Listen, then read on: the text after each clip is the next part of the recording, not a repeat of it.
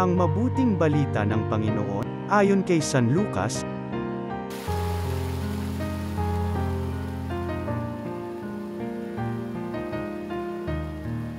Noong panahong yun, sinabi ng mga Parisiyo at mga eskriba kay Jesus, ang mga alagad ni Juan ay malimit mag-ayuno at manalangin, gayon din ang alagad ng mga Parisiyo. Ngunit ang mga alagad mo'y patuloy ng pagkain at pag-inom.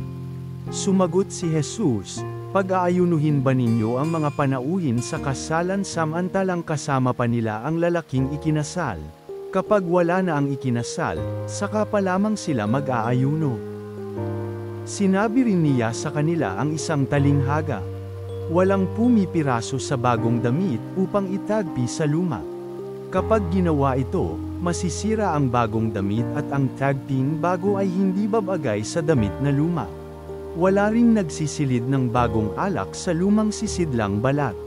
Kapag gayon ang ginawa, papuputukin ng bagong alak ang balat, matatapon ang alak, at masisira ang sisidlan.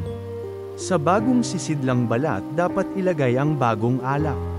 At walang magkakagustong uminom ng bagong alak kapag nakainom na ng inimbak, sapagkat sasabihin niya, masarap ang inimbak.